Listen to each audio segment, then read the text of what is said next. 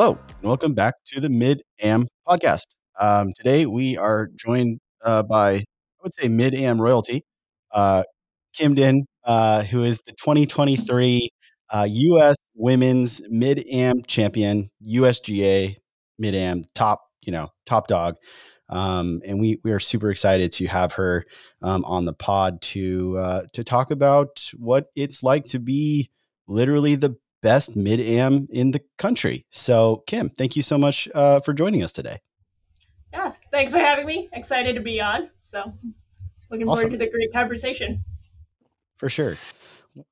Well, typically we start when we talk to anyone that isn't us two with what's your story with golf? Like how did you start, and what's your current relationship with the game?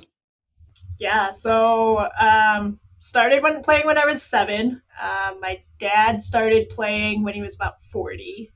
He caught the bug, had the rest of the family try. Younger brother and I kept playing. My mom and my older brother did not care for it, so they stopped pretty quick.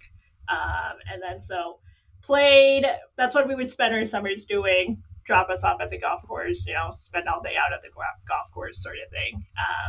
Yeah, and so started playing in my first tournament probably when I was like 11. Kept playing, kept getting better. Played at Wisconsin, was a preferred walk on there. Redshirted my freshman year, and then started the next 4 years.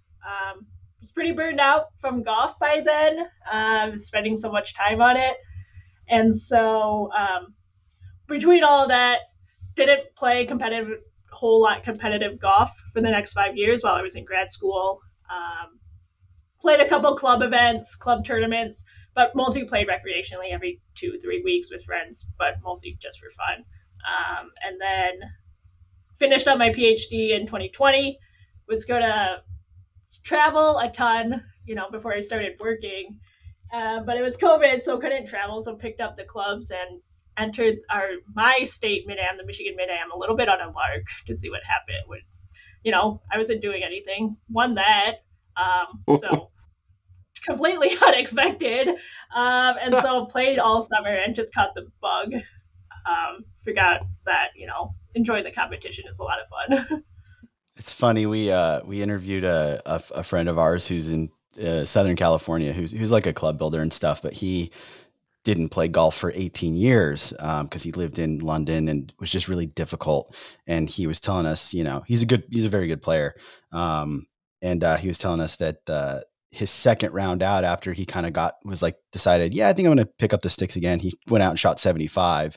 And he was like, yeah, I'm all in. So it's funny to hear that, it's like, yeah, I think I might, I don't really have anything else to do. I think I might just, enter this tournament for fun, and then going out and winning it. That's, gosh, what a re-entrance into the game, especially competitive golf. That's incredible.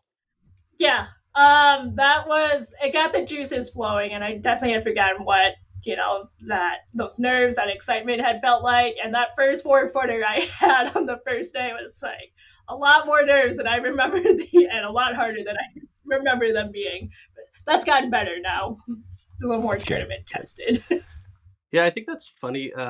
As we've talked to more people kind of just with this mid-am, not like necessarily strictly the tournaments themselves, whether it's at the state or the national level, but just kind of more like mid-am golfers, people who identify as this. It's so common to have like, well, I played for a while and I liked it, and then I left the game and I did something else. I mean, Tyler has this, basically his story too. It's like, I liked it when I was a kid, didn't play any golf for a decade, and like picked it back up, and now I'm like in deep and I want to try and get as good as I can. And it's kind of just, it's funny that narrative is so such a commonality between a lot of us. So that said, like, how would you define like what is mid-am golf? Yeah. So for me, it's my relationship with golf has changed, and I think that's part of it when you take that break. And so it's changed in that I don't live and die by every single shot. As a junior, I think you maybe get a little too wrapped up in all of that and define yourself by every single score. And it comes with learning and some of that perspective, but it's like I have a lot of other things going on too. So I love to compete. I still get annoyed when I like hit those bad shots, but you know, at the end of the day, it's a game. Yeah. It's not gonna ruin what I do or ruin the next week or just maybe an hour or so where I'm a little salty. But move on pretty quick. But it's about the social and being out with people who love the game and being able to compete and making a lot of friends and, you know, it's something to do besides work. Well, it sounds For sure. like it sounds like also I think as you get older, you gain a little bit more perspective on what's important, what's not. But you also kind of diversify your identity. I know for me, you know, when I was in high school, I was like, yeah, I mean, I would put a core pillar of who I am as a person is as I play golf. But now that I'm well into my 30s, and I have, you know, responsibilities like, you know, a wife, and I've got my family, and a job, and all these other things that I define my life by. Golf has become such a smaller chunk of it. I wish it could be more, but it's just, you know, it can't be. It's shifted the way that I interact with the game, because it's not, I would say, like a definitive portion of who I am as a person. But I've also like not able to spend nearly as much time on it as I once did. So I want to squeeze as much out of it as I can from an enjoyment perspective. So I think to your point, saying, hey, I'm not going to live and die by, you know, by every single shot, because if I do that, I'm kind of like wasting the time that I have out here, which could be, you know, used really just for pure enjoyment. Yeah, 100% agree. I'm like, if I'm not having fun, then like, why should I spend what limited time now I have doing this? So the moment I stop enjoying, you know, the practice and everything, I'll find something else to do, and you know, maybe get tired, come back to it in a couple of years again, sort of thing. But Yeah. I've still enjoyed it so far. You mentioned what are you going to win when you come back next time? I don't know. That's a TBD. Yeah. Since we haven't left That's true. yet, so that's a little further down the road. That's good. Well, you mentioned you don't have as much time. You have limited time, spare time. So run us through a little bit about what your everyday life looks like now. That the mid-am life outside of golf. What does that entail for you in 2024? Yeah. I mean, obviously, I'm a scientist at Dow, so that's a full-time job, and so I get to spend a lot of my days thinking about how to design more efficient processes, new materials, doing a lot of research and development, which is a lot of fun. A lot of problem solving and thinking about how we can do chemistry a little bit more efficiently. But outside of work, spend a lot of time still on my golf game. I mean, to compete at a national championship, you still have to be pretty sharp regardless of the field and the age or the pool that you're competing against. And so I've been doing that. Spent a lot of time in the gym during the winters, just getting stronger. And still, I broke my ankle last year in a downhill skiing accident, so still rehabbing that a little bit. So getting that full mobility back. But I also do a lot of outreach, really passionate about diversity and inclusion in STEM. So on a couple local organizations here with AICHE, which is the Professional Chemical Engineers organization, and the ACS, American Chemical Society, so chemist professional organization there, doing a lot of outreach and events, organizing things like that. But also during the winter, have taken up curling recently. I've really enjoyed that. So that's been a lot of fun. And so it keeps a little bit of the competitive juices flowing too during the winter, and have a little bit of an outlet for that aspect. Nice. Yeah. I think one of the things at the moment, I guess I should also mention wedding planning too. Congratulations! Whatever. It's an aside. Plan a wedding, win a mid-am, pretty standard stuff. Well, it's interesting that you kind of mentioned, trying to keep the competitive juices flowing in the off season, and obviously listing all of the things that you're doing outside of golf. But I would imagine um, that some of the stuff that you do that isn't golf would help potentially would be beneficial towards either like physically your golf game or mentally. I know, like, you mentioned in your day job that a lot of it is problem solving and trying to become more efficient, and maybe think of new ways to go about processes that would glean more, productivity. So I think as mid-ams, I know for Nathan and I particularly, we've talked about like golf snacks, this term golf snacks, where it's like, hey, I don't have 3 hours a day to, a 3 hour chunk to dedicate to going to the range and the short game area. But you know what? I can probably find like 15 minutes every so often throughout the day to either work on, a move I'm trying to get into my swing, or, get on the putting mirror, or what have you. So, We're the literal cliche of like the dad in the mall like doing bear swings. Like Always, always that's pretty embarrassing much something. that's us. Yeah. yeah. So it's do you think about things outside of golf and frame it in ways of like, hey, I'm going to be able to draw on this experience that is off the golf course while I'm on the golf course. Is that like a conscientious thing that you might try to do just to like maximize your time as much as you can? Or, are you feeling you're able to kind of dedicate as much time or enough time, outside of work and other responsibilities to stay sharp, as you said, to be able to compete at a national level? Yeah, so I do still find chunks of time to practice. Still fortunate enough, I that's pretty much what I spend my summers doing Mm, after work. And the summers and the daylight is long in Michigan, yeah. so you do by the time you're done at 5. And peak summer, it doesn't get dark until like after 9:30. So you have a lot of window to get a lot of Yeah. practice in if you want to. So fortunate to have that flexibility, but there's definitely those times like during the day, thinking about golf swing at times if you take a break. But I think there's nothing conscientious thinking about what I've learned from work or from golf and how they carry over. But I think in a lot of my approaches to problem solving, be it on the golf course or in my work, it's very similar in that, it has to be step by step, and you've learned from all of the golf practice beforehand that a lot of this is going to be incremental and it's going to take Mm. time, but you just keep plugging away a little by little every time, and eventually it accumulates right into something cool. It's Do like you? that, the testing and refining that you do probably just in your employment, in your job. And I think I listened to another um, interview that you did that you sent over to us, and you were talking about like how you keep statistics, and that kind of I was reminded of that just now while we were talking about this, and just like how your your processes, I think is how you phrased it, with what you do in your life outside.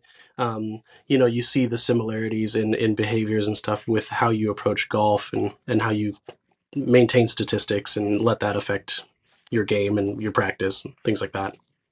Yeah, absolutely. And it's something, it's like you rely on that data to tell you where to go to, and it helps make your practices more efficient. You're like, your weakness, so go work on that instead of, as much as we like to hit the shots that we're comfortable with.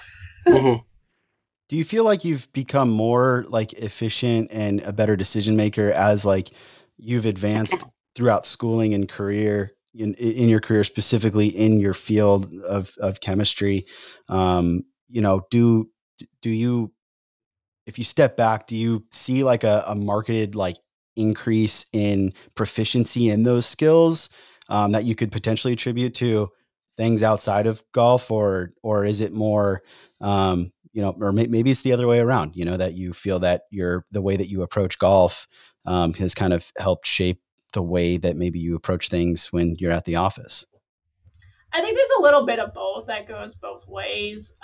In how I approach problems in my research and my work, a lot of it you gain from grad school and how to ask good, solid questions, but also designing experiments that will test your hypothesis and figure out how do you iterate on that. So it's the same approach with golf. I mean, you keep working on things and you're looking for a little bit of feedback to figure out if this is the right path you're working on. But I think there's some interplay both, and I've learned a lot of time management, and that through golf and through playing, at the varsity level in college. So it learned a lot of those time management skills that have carried over into how I approach how I approach graduate school and my work from day to day of just being, you have this limited chunk of time, so try and get the most out of that you can. Yeah, that's Cool. I mean, I think that is really solid advice for anyone that even doesn't really play at like a highly competitive level, but has a desire to improve. That has ton of priorities outside of golf. It's figuring out how to fit those things in and create those efficiencies, and and use, like, to your point, use data to your advantage to help identify things, so that when you're out on the practice tee or the short game area, you're not wasting your time. Granted, golf is one of those things where, like, you certainly can do damage by practicing like the wrong things or practicing the wrong way. But you can, beyond that, even if you are practicing, in really smart ways and from a technical standpoint, you can certainly waste a ton of time on things that don't really contribute to better scores if you're misguided. And so I loved in the interview that Nathan was alluding to, talking about how you and your coach use data, and you're sending 40 page reports to your coach so he can kind of go through and say, all right, I'm going to pick out these 4 things, and this is what we're going to work on, and we're not going to spend a bunch of time on on all this other stuff, because we don't need to. What we do need to do is this. And so you can kind of get in and out of your practice sessions and be as efficient as possible. And for someone who, has somewhere to be 40 plus hours a week outside of the golf course, I'm assuming that's pretty valuable. You being able to use that data. Have you always been pretty like data forward, even in like junior golf and into varsity golf in high school and college? No, I haven't. Didn't really do stats through high school, but then Why would you?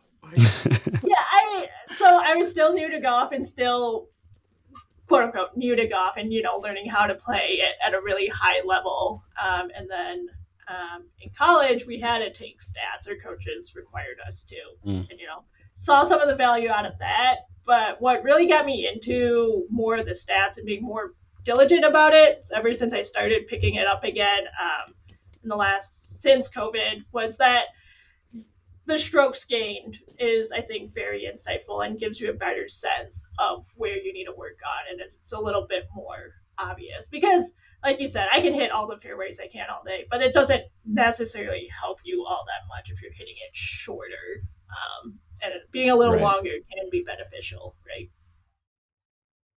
Do you use Golf Metrics, the Mark Brody's app? No, so I was using the My TaylorMade On Course app for a while, actually through the end of last season, but since it was free and they gave you all the strokes gained stats, which was really nice, but they decided to roll that into their TaylorMade On Course app, which has a bunch of other stuff, but it doesn't.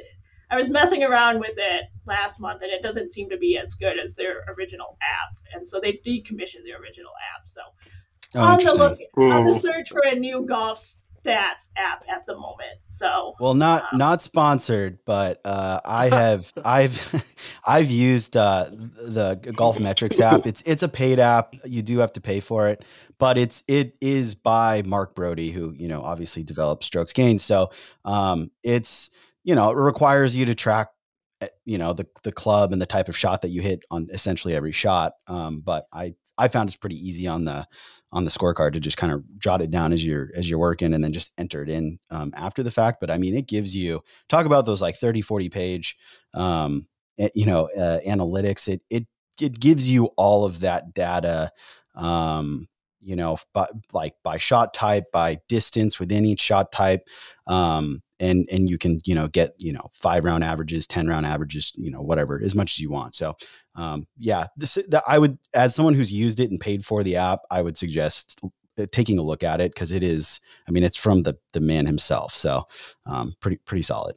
Sweet. Yeah, definitely looking for an option. And, with the TaylorMade one, it was, same sort of stat tracking, write down everything during it and then the round and then enter it later. So they have no issue with that.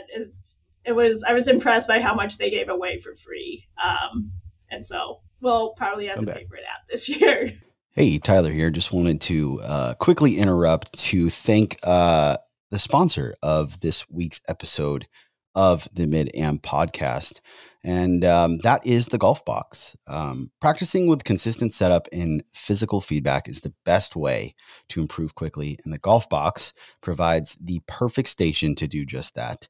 Whether you're looking to stop coming over the top or ripping the club to the inside on the takeaway, which is something that I am working on fixing, or you just want to groove the perfect swing plane with every club in the bag, the Golf Box will be the best tool in your toolbox of improvement.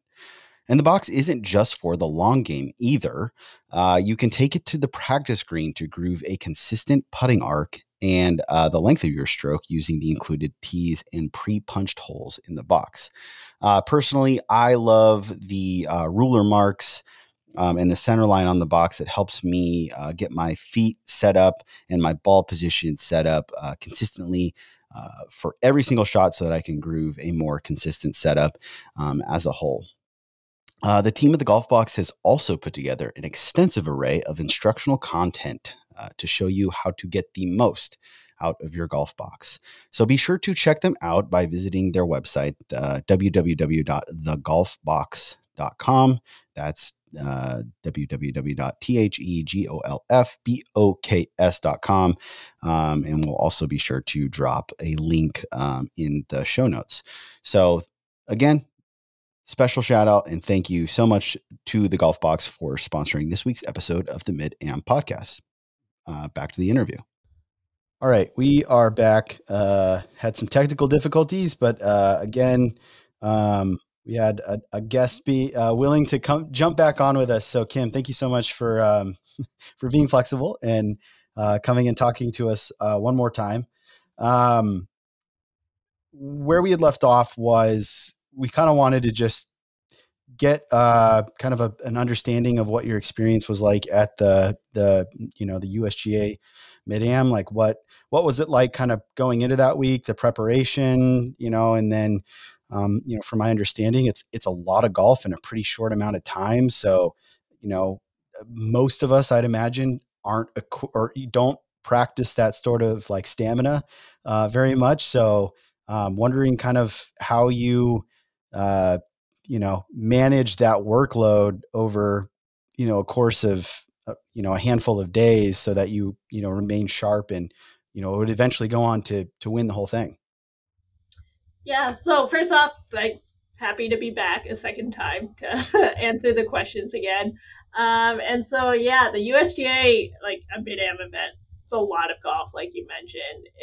You have 2 practice rounds, 2 days of stroke play qualifying, and then, a bunch of match play. So it's like the round of 64, 32, 16, 8, 4, 2. So it's another 6 rounds of match play if you're going all the way to the end.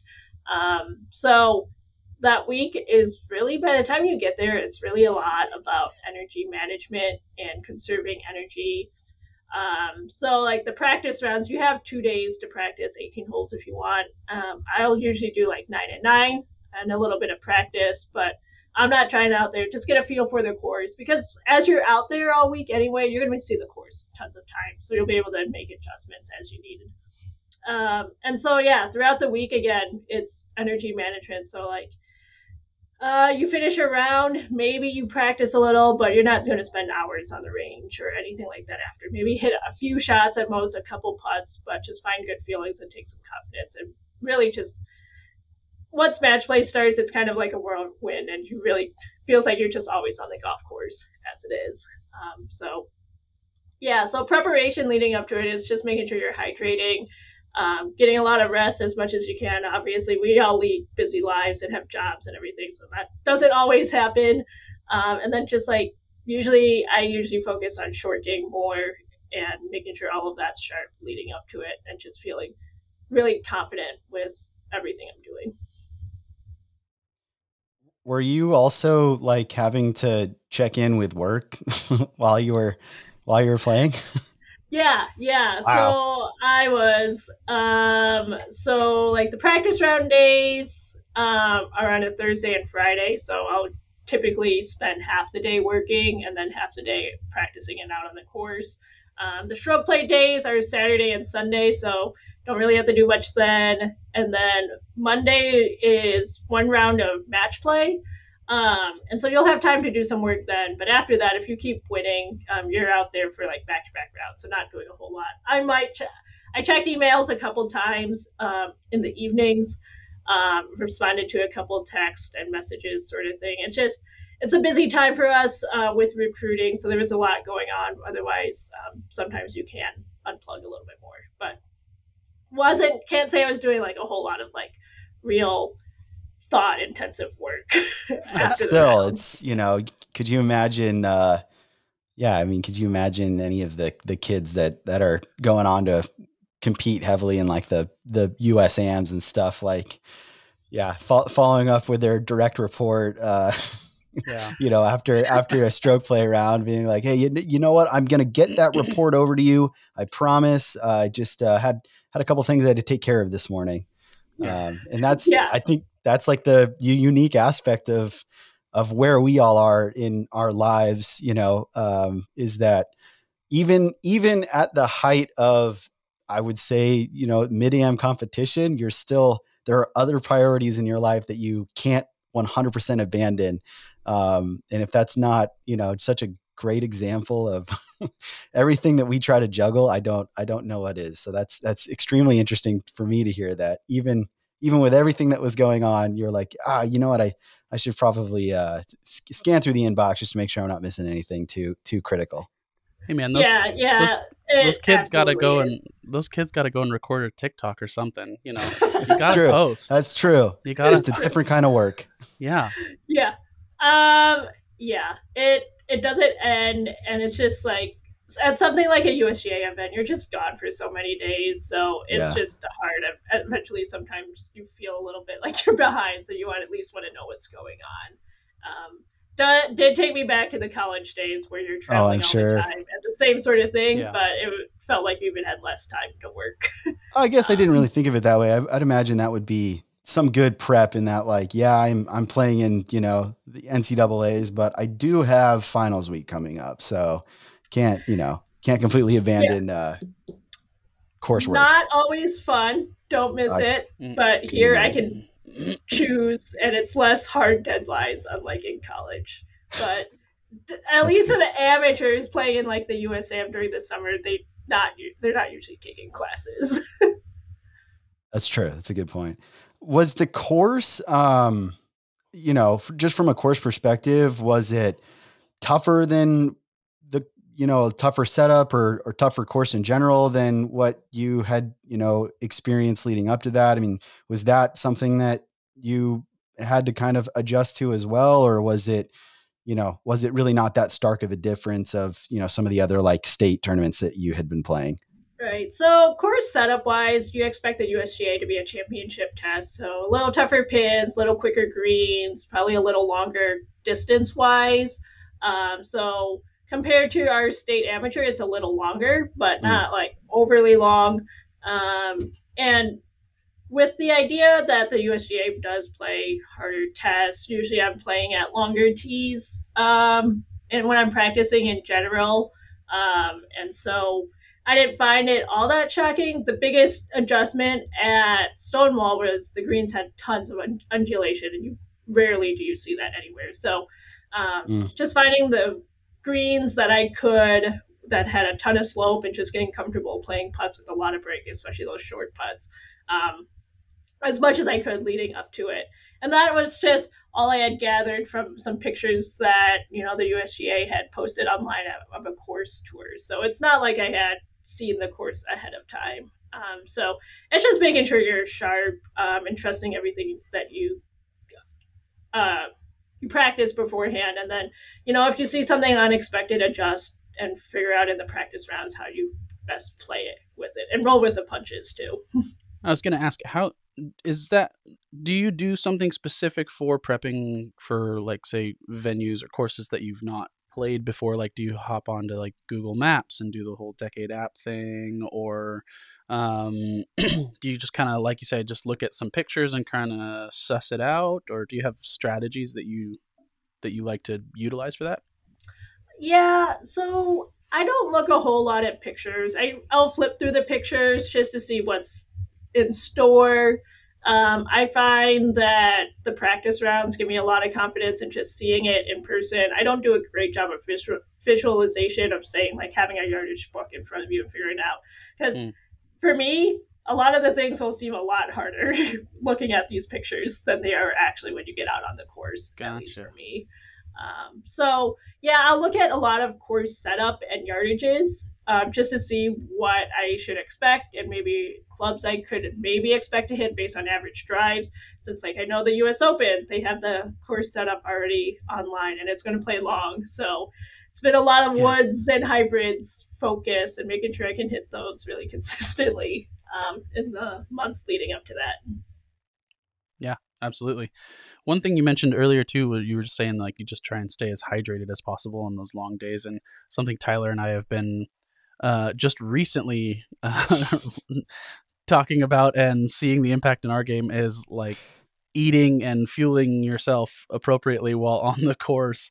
Well, so to provide some context, Nathan and I went to Bandon a couple weekends ago, and I've been working on, like, losing a little bit of weight, trying to get, ready for some competitive play. Cause a lot of the courses around here are incredibly hilly. So it's a little bit of a slog. So I'm like, I'll lose a couple of pounds to make those walks a little easier. And so I've been in like a caloric deficit for like a few months. And, I think when I was a kid, like, even in my early 20s, like, that wouldn't have really been a problem. But, like, walking around Bandon, I started tightening up. My back started tightening up pretty early on in the first round. And to the point where I could not breathe. I could not take, like, even an eighth of a breath. And Nathan's like, yeah, man, you're having a back spasm. And I'm like, what? I've never experienced this. I don't know what's happening. And it got to the point where I almost had to leave the course. I thought I was going to have to not walk off. I was going to have to call someone to come get me. And in talking to a few people who are, like, big in human physiology and like human performance, they're like, oh yeah, dude, that's, like, most likely triggered by the fact that you just had, like, you didn't have enough fuel in your body to, like, for everything to be firing correctly. And so, I was like, oh my gosh, I played on an empty stomach hungover, when I was 22, no problem. But now I'm like, I got to make sure I plan out my snacks and make sure I'm having enough water every other hole. Cause, like, my body's going to hurt it, potentially, like, almost debilitating. And so, yeah, I mean, for you to bring up, like, the hydration and, like, the fueling aspect being part of your preparation, so that you're in, like, your best place to succeed. I think as we get older, that becomes more important. And, like, one of the things about getting older is none of us have done it yet. None of us have gotten older yet. So, like, we're all experiencing this for the first time. And, you can be told by everyone and their grandma and your grandma that, like, oh, like, these changes are going to happen and, like, you need to be ready for it. But I don't know, till you, like, your body's changing, Tyler. That's right. Yeah. Body's changing. Until you experience it, it's, it's like, good Lord. Yeah, I never thought about that as being kind of part of playing well, is is fueling. And, when we start getting into this stage of life, especially if you're playing that many rounds of golf in such a short amount of time, I could imagine that being pretty paramount to being successful. Yeah. So hard-hitting questions from the Mid-Am podcast. What's your favorite on-course snacks? I go with protein bars a lot of the time. I like a good Cliff Bar. And so Stonewall had an abundance of those. There you go. Which was nice. Also like a good banana. Can't be overripe though, so when I forget about a banana in a bag and pull it out, not ideal. Protein bars, bananas. Tough to make banana bread on the course. Yeah. Who's that baseball player? Monkeys don't. Yeah. Have you guys seen that? At least not in Monkeys the US. never Maybe if you're playing cramps. somewhere else. Yeah. Yeah. All right. Yeah, and then I started using more like the electrolyte powders added into water, so like a liquid IV or whatever. Or a Gatorade diluted in half, because otherwise I find those way too sugary, straight up. Interesting. Good to know. I guess jumping into, one of the things that Nathan and I are making it a point for ourselves is to get more into competitive golf. I personally played a little bit when I was in high school. Nathan played quite a bit when he was in high school and college. We're both kind of just jumping back into it. So it kind of begs the question for us and for anyone who may have started golfing, they're pandemic players and they're now kind of into year 4 and they're maybe getting kind of decent and they're thinking, I want to play competitive golf. What would be your advice to someone who has excelled in competitive golf at many different levels? What advice would you give to someone who is looking at their game saying, you know what, I'd like to get into more structured competition? Yeah. I can think of a lot of things. I would say start small, something that you're comfortable with, a little bit outside of your comfort zone, but say like a club championship or a tournament say if you're a member at a public course, some tournament there. So you kind of know the course, but it's something a little different and just get a taste for it and see how it goes. It's a different feeling when everything counts, when you have to get the ball in the hole and you don't get any redos. So just expect that first couple times it's going to suck. But at least your scores are going to be higher than what you would think you would ever shoot.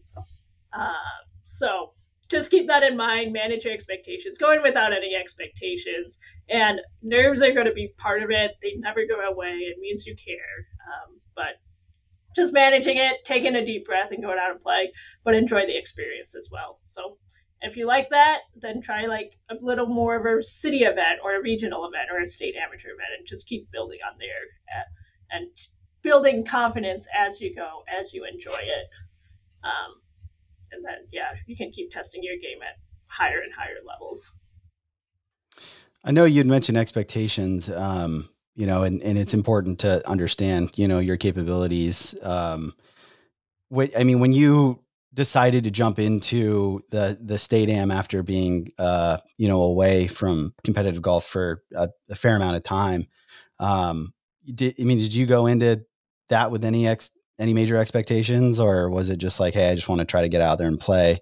And then if not, at what point, when it was looking pretty good, at what point did you kind of decide, all right, I think I can win this thing? And I need to kind of shift my mindset here.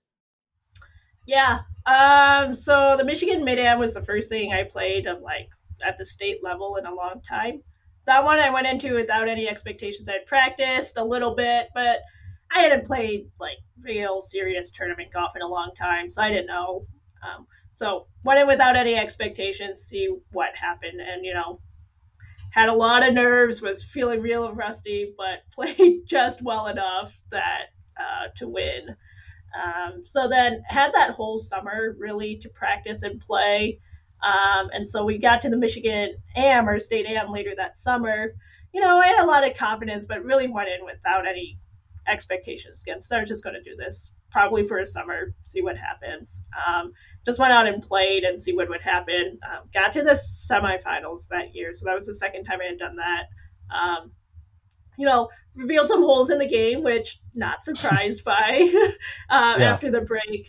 That was a lot of fun. So getting so close that summer was a little bit motivation to do it again next summer.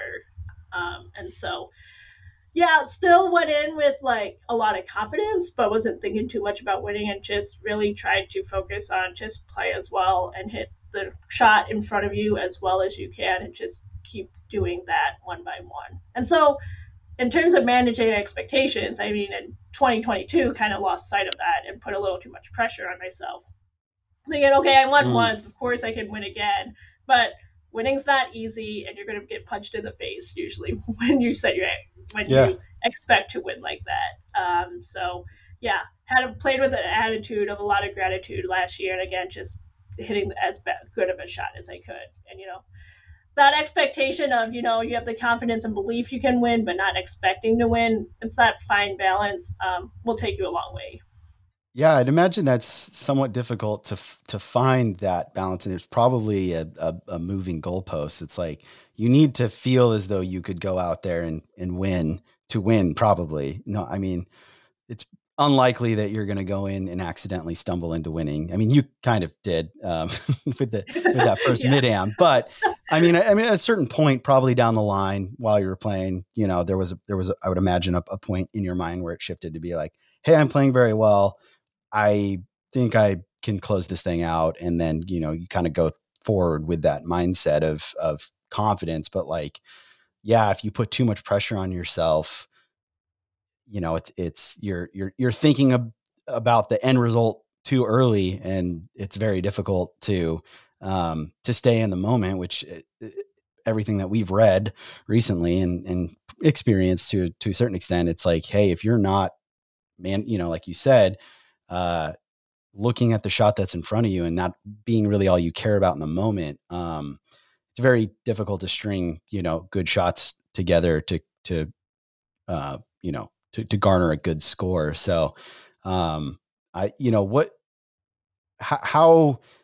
I guess, you'd mentioned in 2022, you lost sight of that. 2023, you kind of went out there with gratitude. And I imagine that means like, hey, I'm going to go out here and be happy that I'm out here playing, but I'm not necessarily expecting the win. But I also know that, like, I know the caliber of player that I am. I know where my ceiling is. I know that if everything clicks, like, special things can happen. Is that like a conscientious thing that you kind of have to continually remind yourself of in the middle of the round? Or is it more just like a decision you made very early on in the season, and then it was kind of easy to kind of fall into that mentality as you went into every competitive round, for the year? Yeah. So broke my ankle at the beginning of 2023. Yes. So that grounded me real fast after everything.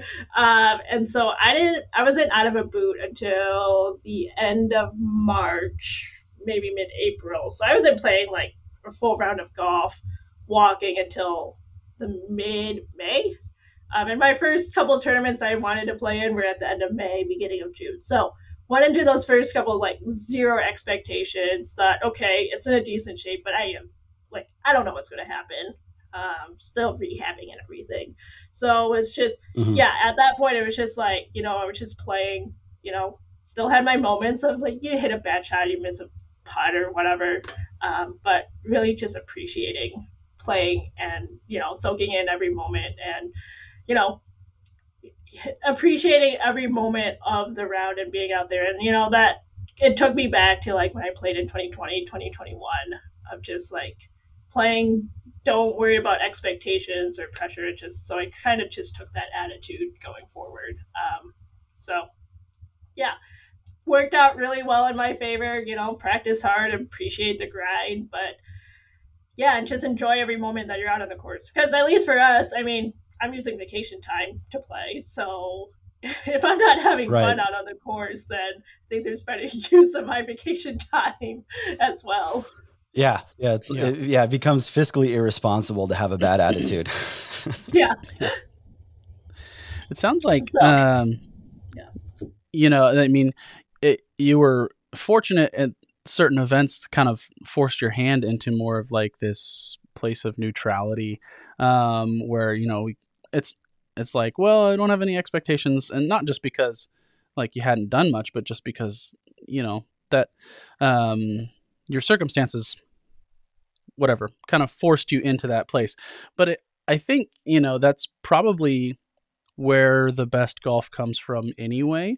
So even though you haven't broken any bones this year so far, it's kind of cool to keep that neutrality and that no expectations, that not get too high or not get too low. And I think we talked about that when we first spoke with you, in the context of like while you're playing golf during the round, like not getting too up or too down, especially with match play, because momentum can swing like crazy. And so that's fascinating that like sort of just pursuing sort of neutral mindsets are what yield the best thing. I heard some sports psychologist who was talking about that, and they're like, the whole like just be positive and like manifest your good play and stuff like that. That's kind of being more left to the waysides for a lot of in a lot of sports psychology that I've been reading or listening to, and they're saying, it doesn't have to be good or bad. It's a spectrum, and you can shoot for the middle as well, and that's actually probably where it's best. So again, it's like, oh, this is kind of fascinating. Just the idea of like, I'm a blank sheet of paper, and I'm just going to take what comes to me. Yeah, have had the opportunity to listen to a bunch of sports psychology and read a little bit about it, especially when I was exactly walking around a lot last year. And a lot of that is just, you're going to have bad thoughts. And so it's just recognizing those and putting them off to the side and accepting them, but just finding, not getting too down on yourself. But at the same time, it's like we have a habit of, our good shots. We don't internalize those as much as we do the bad shots. And it's trying to flip that emotion and that processing and to not sit on the negative nearly as much. So if being a little less negative, a little more neutral, and try and remember more of the bad shots and all of like the putt you missed on the last hole instead. It's not easy, and we all battle it. So it's not like we master it, but just trying to do it a little bit better. So we all need to develop like signature celebrations, is what you're saying. That way you can really mark those instances of like good, like Tiger had the fist bump, right? Or fist pump. I like facetiously sometimes will fist pump really bad shots. And like I've found that I did it as a joke to start, but I found that like, it really breaks the tension for myself to be like, kind of laugh at myself and be like, God, like a shank, and then just fist pump the shank. It like takes me out of that like pity party kind of thing. And, from a lot of, I know, Nathan, you had said that a lot of sports psychologists are saying like manifestation, leaving that behind to some extent, but there is something to be said about like, there are studies that show, like brain chemistry changes if you smile versus when you frown. Even if you don't feel happy, the act of smiling or the act of putting your arms out, making yourself big, like it releases chemicals in your brain that make you feel, so you can kind of fake it till you make it.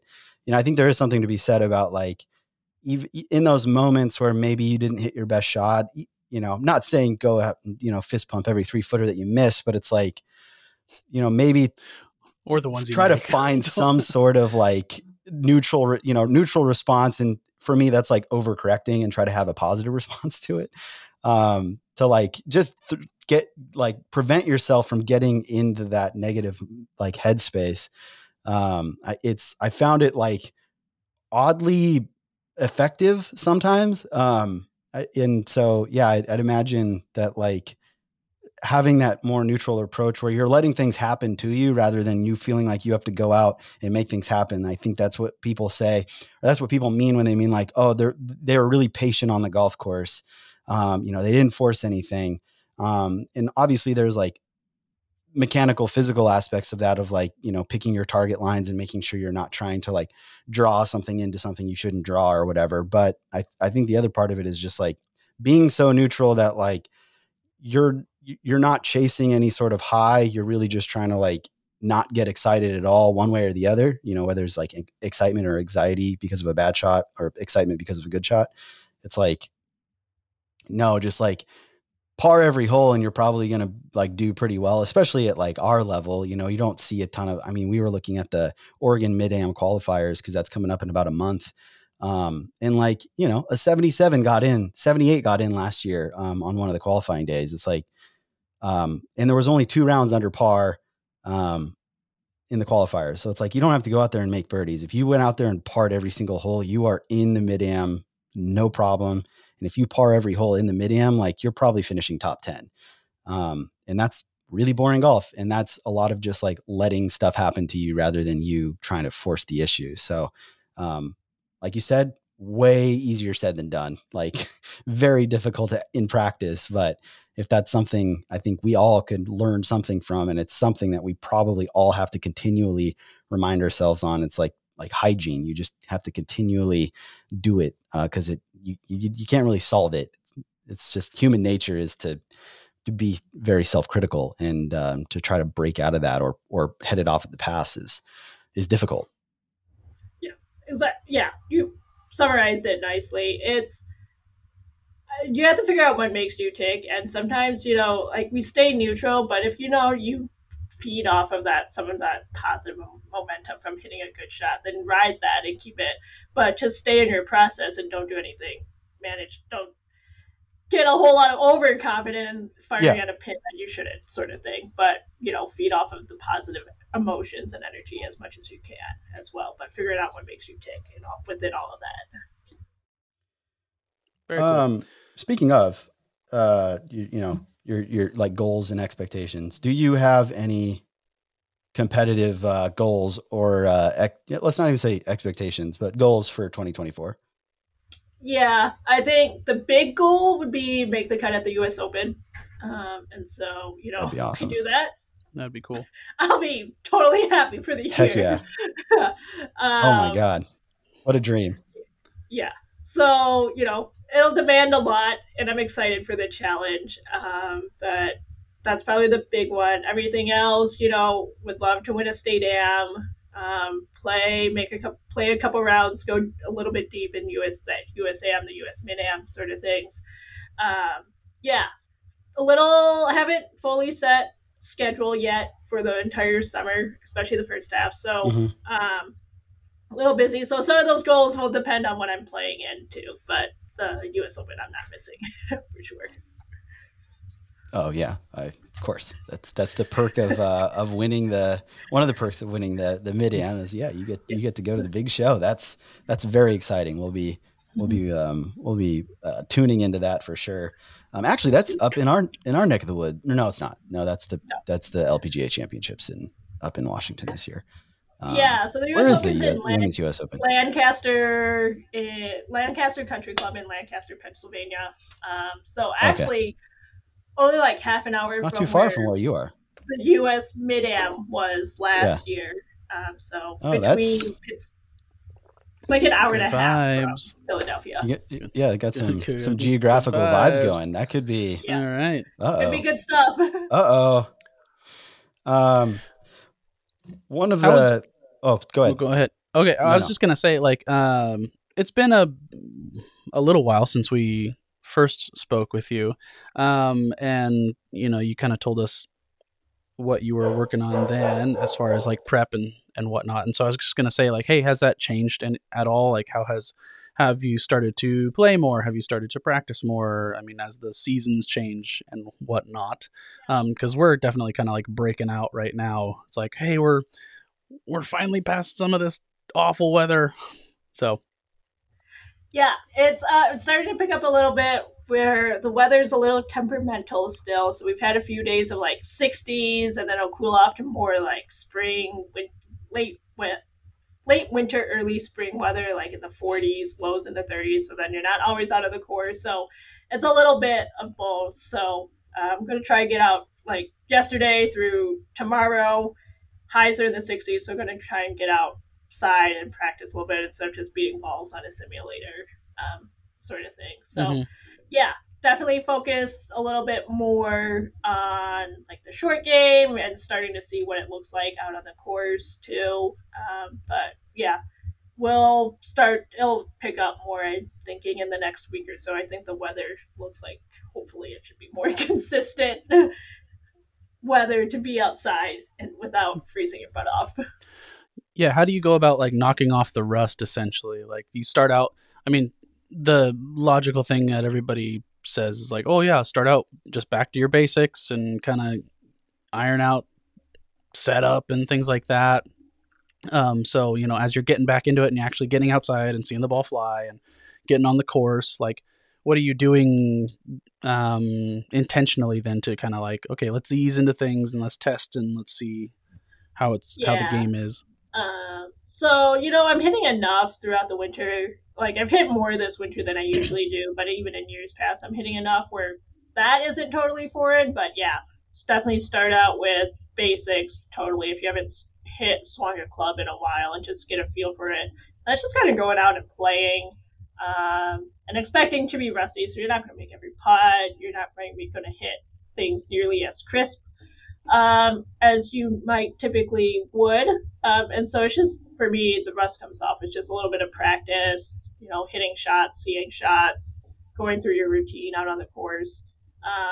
Yeah, and probably the biggest thing that will definitely be rusty is just like, I hit very few putts during the winter.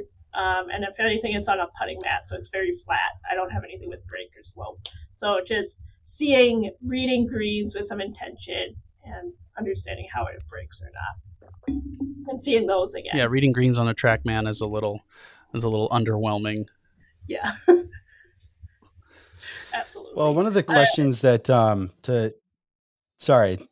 No, go ahead. So one of the questions that we ask everyone that we talk to, that we feel can provide some really good insight because they're high level players like yourself, is let's say the USGA came out tomorrow and said, hey, we're going to put a hard cap on the amount of time everyone is allowed to practice. Don't know how they would facilitate that, but let's just assume that they can. So it's you have 6 hours a week on the driving range and the short game area to practice, and that's all you're allowed. That's all you're allowed. How would you break that 6 hours up? Like, what would you focus on? What tools would you implement to, or processes, strategies would you implement to maximize and make that time as efficient as possible so that you can get better at the things you need to get better at and maintain, the skills that you feel are, strong suits of your game? Yeah. Okay. 6 hours. I would say an hour on technique, hitting golf balls, whatever swing thoughts or swing changes you're working on. I would say half an hour on wedges and distance control and knowing how far you hit your wedges. And I would also even spend like at least 15, 20 minutes just hitting driver and being really confident about that. Because you can't hit your driver as good as you are everywhere else, you're probably not going to score well if you can't get off the tee. So that's an hour and 45 minutes taken care of. Mm-hmm. I would say then that's 4 hours. 2 hours on short game, variety of different shots, getting comfortable with hitting different shots and being comfortable with your wedges, chips, bunker play, all of that. So that's it's almost 4 hours. And then I'd spend at least an hour on putting, making a lot of short putts to have confidence there. And then a bunch of time on speed control and distance and getting comfortable. Because outside of, say, 10 feet, on the PGA Tour, they make 50% of their putts at 7.5 feet. Mm-hmm. So your odds go down very quickly outside of those short putts. So a lot of it is speed control and minimizing the number of 3 putts. So yeah, an hour there. So that whatever is that, 3 hours? We've got an hour and 15 left. Yeah, I would fit in a lesson. Keeps you a half hour. I'm glad you said that. like I would say like an hour lesson. For me, I typically meet with my coach about the week before a tournament, or on average like once every 3 to 4 weeks for an hour. So I was average excited that. to I was excited to revisit this question because you're the only person so far that has brought up outside help as part of being as efficient as possible. Trying to figure stuff out on your own is really hard, especially when you don't like. It's silly too because you don't have to. I know, let's say 10 years ago, it was certainly kind of difficult to maybe find a good swing coach there, especially if you're not in like the hotbed of Arizona, Southern California, Florida's of the world, right? If you're in the Great Lakes area where your season's very short, or you're in, the Pacific Northwest where again, the season's not short. It's, they're not like golf meccas, at least from a competitive play standpoint. And so I know it is difficult to find, good swing coaches that you can vibe with, especially because a lot of it has gone pretty kind of franchise corporate with the, I'm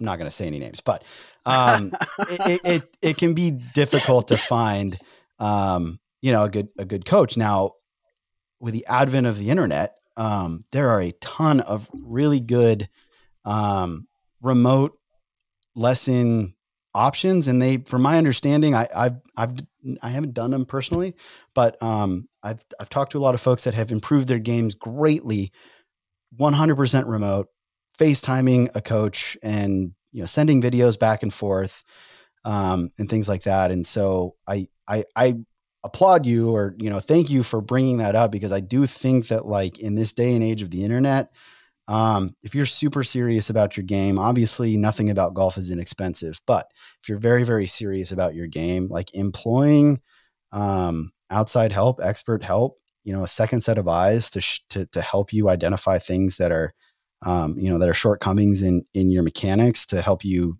hit the ball more consistently.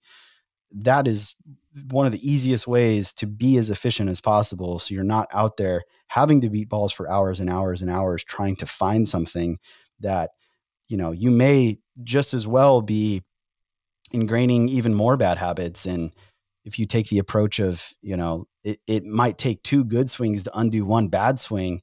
If you take 1,000 bad swings, you're in for a heck of a time trying to undo that and then build good on top of that. That's not an efficient way to, to manage your game. So, I think the way you broke up what aspects of the game to work on are pretty in line with what most other like competitive players have told us.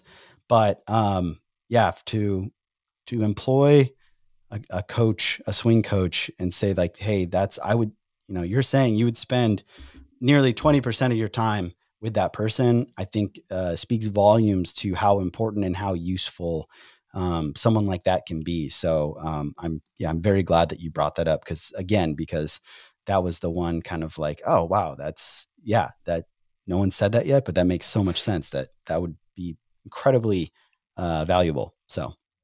Yeah. I mean, you have limited time, so it's the best way to be efficient. And so you're not screwing around working on things that, might not be so bad at.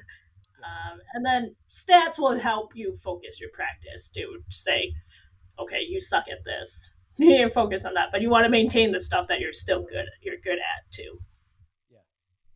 Yeah. Cool. I know I believe when we first spoke, you kind of discussed like how important statistics are for you. So it's something that if you're serious about improving, if you're serious about playing like more high level competitive golf, outside of just getting out on the weekend with your buddies and hitting around, tracking some stats, beyond just fairways, greens, and putts. Nathan and I have talked extensively about how that's really not that useful. It's important to figure out where your shortcomings are so that you can focus on those things. It's another way to be very, very efficient, is to say, hey, like I suck from, 20 to 60 yard wedge shots. Like maybe I don't need to work on my 7 irons because, I'm positive strokes gained, from 150 yards out, but I lose, one stroke around because I flub my chips.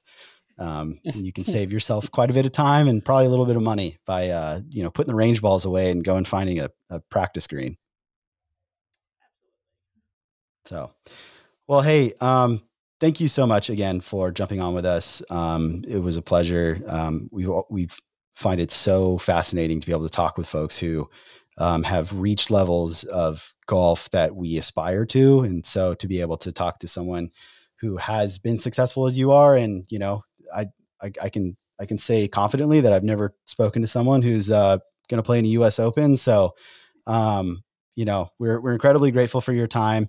We will be, we'll be tuning in this year to watch you play. Hopefully see you on TV. That'd be fantastic. And best of luck to you in that and in all of the other events that you decide to jump into. And I hope nothing but very neutral thoughts for you moving forward, and nothing but the most success. So again, thank you, Kim. We really appreciate you jumping on with us.